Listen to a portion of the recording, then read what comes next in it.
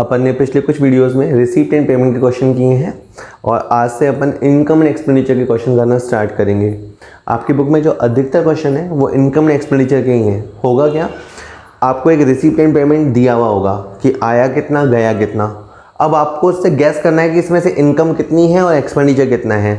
इसके कुछ एक रूल्स हैं, कुछ एक अभी पीपीटी स्लाइड्स आएंगी, उसमें आपको कुछ रूल्स पता लग जाएंगे कि कैसे अप्लाई करना है या कैसे receipt and payment account income and expenditure account से अलग होता है। ठीक है, सो आराम से इसको देखिएगा, क्वेश्चन देखिएगा। शुरू में टफ लगेगा लेकिन आते आते करीबन जब आप 8-10 क्वेश्चन कर लोगे ना तो आपको समझ में आने लग जाएगा। Okay students, income and expenditure account पे अपनी बात चलेगी। प्रीवियस वीडियोस में आपने रिसीप्ट एंड पेमेंट अकाउंट पे बात समझी। जनरली कोई ऐसा समझ लेता है कि जो रिसिप्ट होती है वही इनकम होती है, तो वो यूँ चलते हैं, उनका फंडा ये चलता है कि रिसीप्ट्स इक्वल टू इनकम।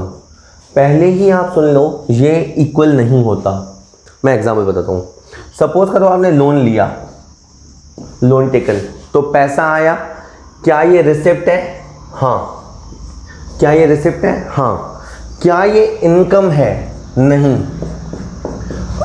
किसा लोन लिया इनकम हुई? आप सोचो इनकम कैसे हो सकती है? आपने लोन लिया है तो वापस नहीं करोगे क्या? इनकम वो होती है जो वापस नहीं करनी होती, जो नॉन रिफंडेबल होती है। लोन लायबिलिटी है, तो लोन लेना रिसीप्ट है पर लोन लेना इनकम नहीं है। और समझिए, सब्सक्रिप्शन रिसीव, हमें सब्सक्रिप्शन मिला मेंबर से, चंदा मिला, ये रिसिप्ट है? हाँ जी है। क्या ये इनकम है? हाँ जी है। तो ये रिसिप्ट भी है एज वेल एज इनकम भी है, क्योंकि सब्सक्रिप्शन हमें मिला तो हमें किसी को रीपे करने की ज़रूरत नहीं है, लौटाने की ज़रूरत नहीं है, ये हमने कमा लिया, ये हमारी इनकम है। Next, sale of furniture 20,000, book value 15,000, means 15,000 की चीज़ को आपने 20,000 पे बेचा। अब मैं आपको बताऊँ, इसमें जो रिसिप्ट कंपोनेंट है वो तो है 20,000 20,000 और जो इनकम कंपोनेंट है वो है 5,000। यानी इस पॉइंट के अंदर रिसीप्ट भी है, इनकम भी है, लेकिन फिगर अलग है। मिला कितना? 20, कमाया कितना? 5,000। मैं क्या कोशिश कर रहा हूँ कि रिसिप्ट और इनकम में डिफरेंस समझाने की कोशिश कर रहा हूँ। और सुनिएगा, पेमेंट में हमने बुक्स परचेज करी, बुक्स परचेज करी, क्या ये पेमेंट है? हाँ जी पेमेंट है। क्या ये एक्सपेंस है? तो मैंने इसके ऊपर क्रॉस किया, समझिएगा। एक्सपेंस में अगर आपको कंफ्यूज होना हो तो आप बोल दो हाँ सर ये कैपिटल एक्सपेंडिचर है, बट मैं सिंपल बोलता हूँ, हमने बुक्स परचेज किया, उसमें पेमेंट हुआ, हाँ। क्या ये एक्सपेंडिचर साइड में लिखा जाएगा? नहीं, क्योंकि जो आप बुक्स परचेज करोगे उससे आपका एक असेट्स क्रिएट होगा, उससे आपका असेट्स क्रिएट होगा। एक और सुनिए, न्यूज़पेपर परचेज, अब आप अखबार मंगाओगे तो पेमेंट करोगे, हाँ। क्या ये एक्सपेंडिचर साइड में लिखा जाएगा? हाँ। यानी आपको आइटम टू आइटम स्कैन करना पड़ेगा। कोई आइटम पेमेंट है तो वो एक्सपेंडिचर हो भी सकती है, नहीं भी हो सकती है, डिपेंड्स उसके नेचर पे करेगा। और देख लीजिए, फर्नीचर परचेज 60,000, लाइफ 10 ईयर। आपने फर्नीचर मंगाया तो आपने उसके लिए पेमेंट किया, हाँ, तो पेमेंट में लिखेंगे हाँ, एक्सपेंडिचर में लिखेंगे हाँ। कितना? केवल 6,000। किसका 6,000? कहाँ से? 60,000 का फर्नीचर है, 10 साल की लाइफ है, तो एक साल में जो आप उसे यूज़ करोगे, कंज्यूम करोगे, वो केवल 6,000 है। मॉरल ऑफ द स्टोरी ये है कि रिसिप्ट एंड पेमेंट अकाउंट और इनकम एंड एक्सपेंडिचर अकाउंट अलग अलग होता है। अगर आपको एक बार उसका नेचर समझ में आ गया तो आप बहुत इजीली बना पाएंगे। और इसी के लिए प्रैक्टिस क्वेश्चन अपन करते हैं। पहले अपन ने 5-6 क्वेश्चन रिसिप्ट एंड पेमेंट के किए, अब अपन 5-6 क्वेश्चन, 10 तक भी क्वेश्चन करेंगे, वो इनकम एंड एक्सपेंडिचर के होंगे। उससे आपकी धीरे धीरे समझ डेवलप होगी।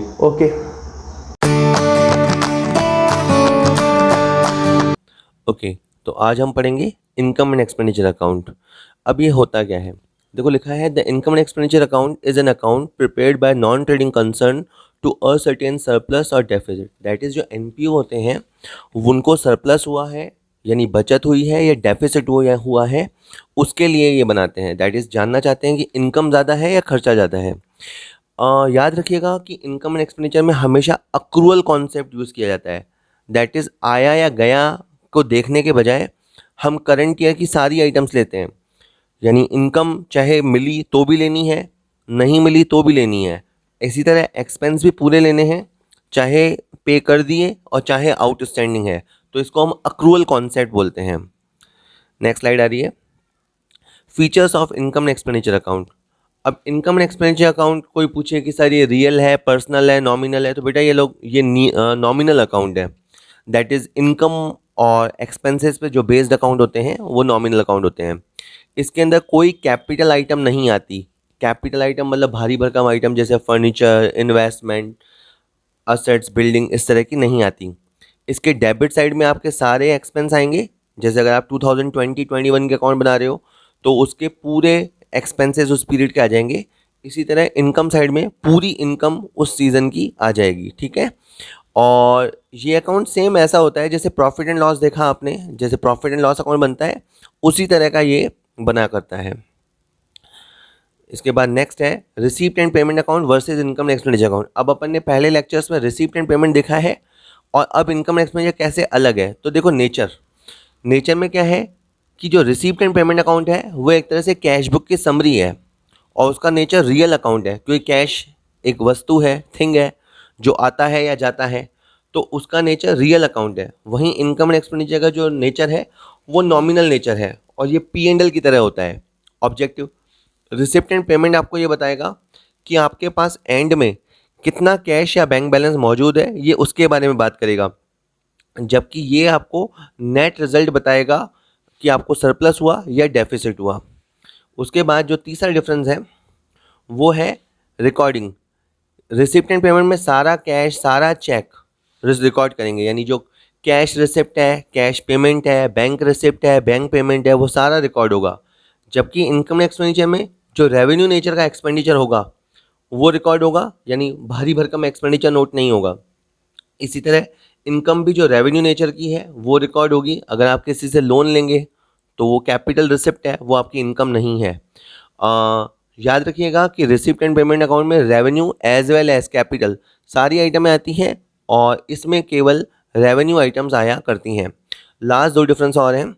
Content, it contains only cash and bank transaction, यानी उधार का काम नहीं है। रिसिप्ट एंड पेमेंट में कोई आइटम आउटस्टैंडिंग रह गई या नॉन कैश नेचर की है तो वो नहीं आएगी। इसके अंदर cash as well as credit सभी तरह के ट्रांजेक्शन आएंगे। Adjustment, receipt and payment account में आपको कोई एडजस्टमेंट करने की ज़रूरत नहीं है। आएगा तो लिखना है, जाएगा तो लिखना है, बाकी को नहीं सोचना है। इनकम एंड एक्सपेंडिचर में आपको जो नहीं आया या जो नहीं मिला या जो नहीं दिया उसका भी आपको करना पड़ेगा, ठीक है जी। इन दिनों में अपन एनपीओ स्टडी कर रहे हैं। एनपीओ के अंदर आज अपन स्टडी करेंगे इनकम एंड एक्सपेंडिचर अकाउंट क्या होता है। इसके बारे में थोड़ा सा थ्योरेटिकल आपने अभी सुना, अब आप इसका प्रैक्टिकल होता हुआ देखेंगे। From the following prepare an income and expenditure account for the year ending 31 March 2019 and balance sheet. हमें क्या प्रिपेयर करना है? Income and expenditure account prepare करना है।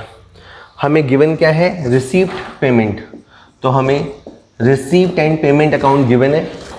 From the help of this अपन को इसे इनकम एक्सपेंडिचर में कन्वर्ट करना है। मैं दोबारा बोलता हूँ, रिसिप्ट एंड पेमेंट को इनकम एंड एक्सपेंडिचर में कन्वर्ट करना है।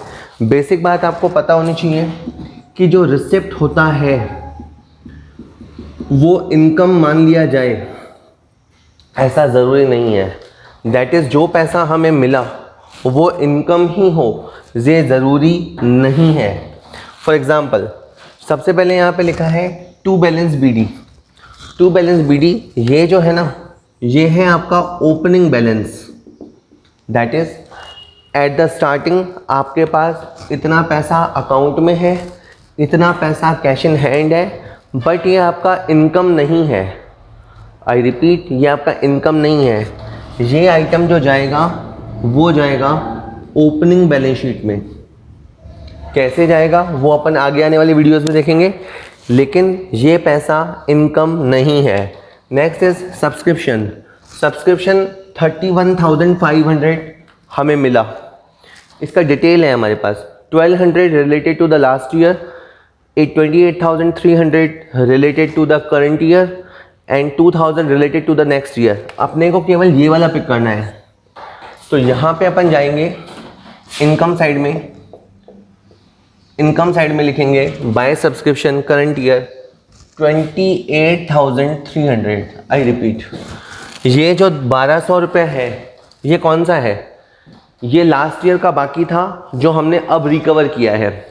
उन्होंने पहले नहीं दिया, हमने उनको बोला भाई पैसे जमा कराओ, तो 1200 रुपया पिछले साल का है जो इस साल जमा हुआ है, लेकिन ये करंट ईयर का इनकम नहीं है। ये 2000 नेक्स्ट ईयर को बिलोंग करता है जो हमको मिल गया है, बट ये भी करंट ईयर का नहीं है, तो अपने को केवल करंट ईयर का ही अमाउंट लिखना है। नेक्स्ट, बैंक इंटरेस्ट मिला। आप कह सकते हैं कि मिला है, रिसीव है, ये कहाँ लिखा है? देखिए, आप रिसिप्ट साइड को स्टडी कर रहे हैं। रिसिप्ट का मीनिंग ही ये है कि 100 रुपये हमें मिला, और इंटरेस्ट मिलना इनकम होता है, तो इंटरेस्ट मिलना इनकम होता है। Okay, next item, interest on investment 15,000। ये इंटरेस्ट हमें मिला, रिसीव वर्ड को मिलाते हुए आप पढ़ेंगे मिला। You can read interest on investment received, तो ये इनकम है।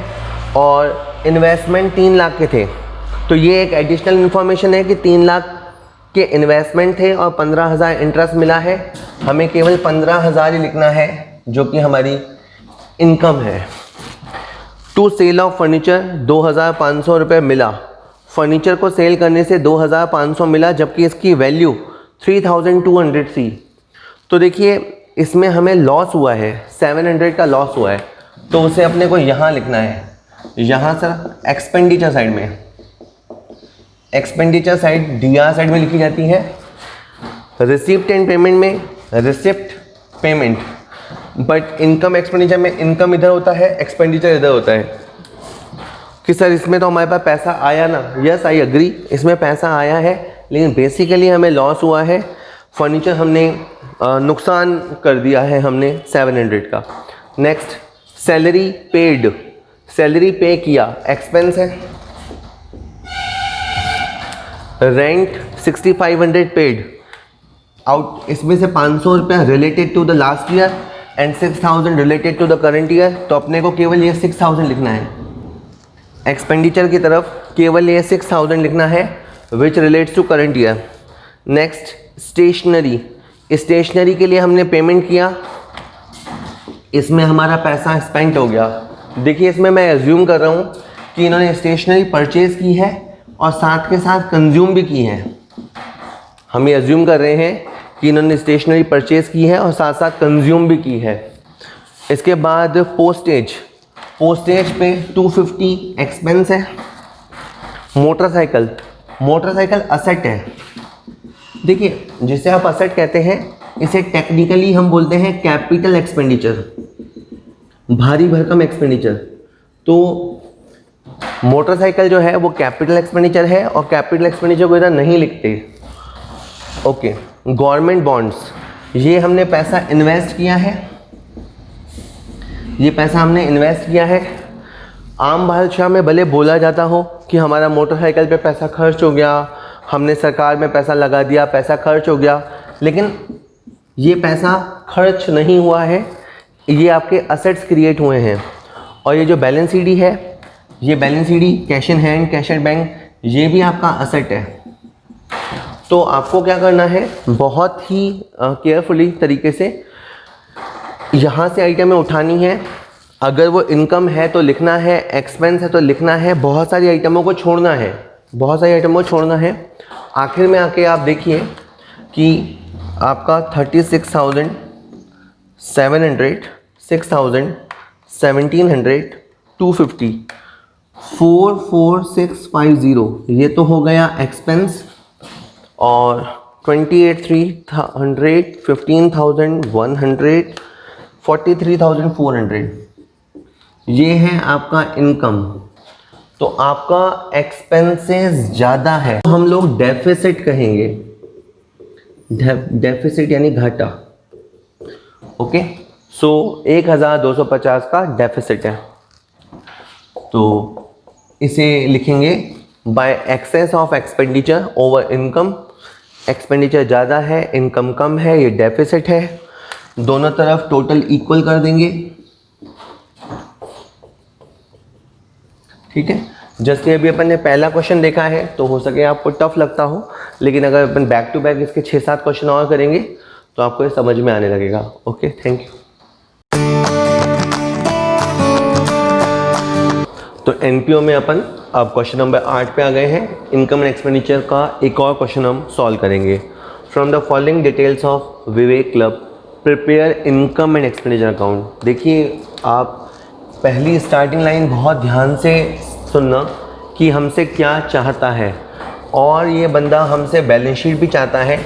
आज के वीडियो में हम बैलेंस शीट नहीं बनाएंगे, आज केवल हम इनकम एंड एक्सपेंडिचर पर फोकस करेंगे। नेक्स्ट जो क्वेश्चन आएंगे 10 नंबर से, उसमें हम इनकम एक्सपेंडिचर के साथ साथ बैलेंस शीट भी बनाया करेंगे। देखिए, receipt and payment account for the year ending 31 मार्च 2020, यहाँ पे इनका ईयर एंड होता है, यानी अप्रैल 19 को शुरू हुआ होगा, और ये 12 महीने में जो पैसा आया वो रिसीप्ट है, जो 12 महीने में पेमेंट गया वो पेमेंट है। और यहाँ पे इस क्वेश्चन में एडजस्टमेंट्स भी गिवन है, तो हम इस क्वेश्चन को पूरा अच्छे से स्टडी करेंगे। तरीका होता है कि पहले एडजस्टमेंट देख लेनी चाहिए। The total number of the club members are 100 who pays per annum as 400 rupee. आराम से, the total number of members, आपका जो क्लब है उसमें 100 मेंबर्स हैं, ठीक है, ये 100 मेंबर्स हैं, और वो आपको 400 रुपये हर साल देते हैं। अब एक बात आप अभी समझ लो, इस क्लब में 100 लोगों ने ज्वाइनिंग ले रखी है, सब लोग 400 रुपये जमा कराते हैं। इस हिसाब से 40,000 का कलेक्शन होना चाहिए। अब हमने रिसीव साइड में देखा तो यहाँ पे 35,000 ही मिला है, इसका मतलब 35,000 रिसीव्ड एंड 5,000 अमाउंट आउटस्टैंडिंग। कभी हमने सुन लिया होगा कि आउटस्टैंडिंग का मतलब होता है देना बाकी, आउटस्टैंडिंग का मतलब होता है बाकी। लेना बाकी भी हो सकता है, देना बाकी भी हो सकता है। ये 5,000 हमें मिलना बाकी है। अब करना क्या है वो सुनिएगा। जैसे सब्सक्रिप्शन 35,000 हमें मिला, जो मिल गया वो तो इनकम है ही, और जो 5,000 मिलेगा वो भी इनकम है। अब आप ये कह सकते हैं कि सर मिलेगा किसको पता, ना भी मिले, बिल्कुल हो सकता है ना भी मिले, लेकिन जब तक ये एस्टैब्लिश ना हो जाए कि नहीं मिलेगा तब तक हम मान के चलते हैं कि मिलेगा। तो 35,000 रिसीव्ड है और 5,000 आउटस्टैंडिंग है और इनकम 40,000 है। यहीं वो डिफरेंस बार बार आता है। अगर मैं पूछूं रिसीव कितना, रिसिप्ट कितना, तो आप 35 बोलेंगे, लेकिन मैं पूछूं इनकम कितना तो आप 40,000 बोलेंगे। तो रिसीप्ट और इनकम अलग अलग हो सकता है। उससे पहले एक और एडजस्टमेंट भी लिखा है। On 1 April 2019 the building was valued at 40,000। देखो, डेट पढ़ते ही स्टूडेंट को समझ में आना चाहिए कि ये आज की बात कर रहा है या कब की बात कर रहा है। ये 1 साल पहले की बात कर रहा है, क्योंकि अपन खड़े हैं यहाँ पे एंड में 2020 में, and he is talking about April 19। तो 1 ईयर अगो, 1 साल पहले बिल्डिंग 40,000 पे था, जिस पे डेप्रीसिएशन 5% लगाना है हर साल। तो 40,000 का 5% होता है 2,000, वो आप यहाँ लिखेंगे टू डेप्रीसिएशन ऑन फर्नीचर। भले आप हाथों हाथ लिख लें या बाद में लिखें, लेकिन एडजस्टमेंट आपको पहले प्री रीड कर लेने हैं, पहले से पढ़ लेने हैं। अब क्वेश्चन में आते हैं। सबसे पहले लिखा है टू बैलेंस बीडी। ये 5,000 क्या है, ये है ओपनिंग बैलेंस। तो सर क्या करना है, कुछ नहीं करना। कि सर ये है क्या, ये 5,000 हमारा पुराना बैलेंस है, जो हमारी पुरानी बैलेंस शीट में अपीयर हो रहा होगा। ये हमारा इनकम ऑफ द ईयर नहीं है। इसके बाद ये सब्सक्रिप्शन 35,000 मिला, ये मिला है वो भी लिखा है, और जो मिलेगा वो भी लिखा है इनकम को। नेक्स्ट इज डोनेशन मिला। देखिए, आप इसके साथ इसको मिला के पढ़ा करो। डोनेशन मिला 15,000, ये हमारी इनकम है। यहाँ हमने ये अज्यूम किया है कि ये डोनेशन जनरल नेचर का है। डोनेशन 2 नेचर का होता है, इसके लिए आपको प्रीवियस वीडियोस देखने होंगे। इंटरेस्ट हमें 1,000 मिला है, तो ये भी हमारी इनकम है। इन्होंने ये नहीं बताया कि इन्वेस्टमेंट कितने थे, हमें जानने भी नहीं है। इंटरेस्ट 1,000 मिला है, इनकम है। नेक्स्ट है सेल ऑफ फर्नीचर से 3,000 मिला, तो यहाँ पे आपको 2,000 का लॉस हुआ है, क्योंकि 5,000 की चीज़ को आपने 3,000 में दिया है, तो ये 2,000 का हमें लॉस हुआ है, जो डेबिट साइड पे लिखा जाएगा। मैं कह दूंगा डेबिट साइड पे लिखा जाएगा, एक्सपेंडिचर साइड पे लिखा जाएगा, वो एक ही बात है। इसके बाद है बाय रेंट पेड। कि सर पेड कहाँ लिखा है, अरे भाई ये रहा, रेंट पेमेंट एक्सपेंसेस है कि सर आपने एडजस्टमेंट नहीं किया, अरे कुछ बोलेगा तो एडजस्टमेंट करेंगे। रेंट पे किया, एक्सपेंस है। इसके बाद सैलरी 11 महीने का पे किया तो वो लिखना है, और जो बाकी है वो भी लिखना है कि सर बाकी है कैसे पता लगेगा। अरे आप जो अकाउंटिंग करते हो वो 1 साल की करते हो, 1 साल में होते हैं 12 महीने। ये फिगर है 11 महीने का। अगर ये 11 महीने का फिगर है 22,000 11 महीने का है तो 2,000 रुपया 1 महीने का हो गया, बच्चों वाली बात है। तो 22,000 और 2,000 24 लिखना है। एक बार फिर देखिए, पेमेंट 22,000, एक्सपेंडिचर 24,000, ठीक है।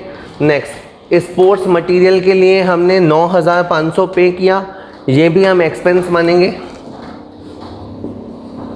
और मैंने फिर से ये माना है कि ये सारा मटेरियल कंज्यूम हो गया, दैट इज़ ये जितना भी मटेरियल था वो सारा का सारा कंज्यूम हो गया। कि सर हो गया। इन एडजस्टमेंट को दोबारा रीड कर लीजिए। क्लब के अंदर 100 मेंबर्स हैं, उस हिसाब से हमारी इनकम 40,000 है, इस बात का आप ध्यान रखेंगे। और बिल्डिंग है, बिल्डिंग पे आपको डेप्रिसिएशन लगाना है, वो भी आप लिखेंगे। एक बार आप अपना एक्सपेंडिचर देख लो कि कितना हो गया। जैसे 2,000, 11,500, 24,000, 9,500 और 2,000, 49,000 एक्सपेंस है। और आपका जो इनकम है वो है 56,000। अब के बाद इनकम ज़्यादा है, 7,000 का गैप है, ये 7,000 का गैप यहाँ लिखेंगे। Excess of income over expenditure known as surplus, इसे हम सरप्लस कहते हैं, यानी बचत। एनपीओ कमाने के लिए नहीं होता, लेकिन हाँ ये ज़रूर है कि इनकी इनकम अभी ज़्यादा है इनके एक्सपेंस से, तो खुशी की बात है 7,000 सरप्लस है। और आखिर में 56,000 का टोटल इस तरफ और 56,000 का टोटल इस तरफ, यानी हमेशा हम टोटल को इक्वल करके शो कर देते हैं, पर ये ओरिजिनली दोनों इक्वल नहीं थे। ये 7,000 का गैप है, ये 7,000 का रिजल्टेंट फिगर है, इसे हम सरप्लस कहते हैं और बाद में इसे अपन कैपिटल फंड में जोड़ेंगे, ठीक है। तो आप एक बार 2 मिनट वीडियो को वापस चला के सुन लीजिए, आपको समझ में आ जाएगा।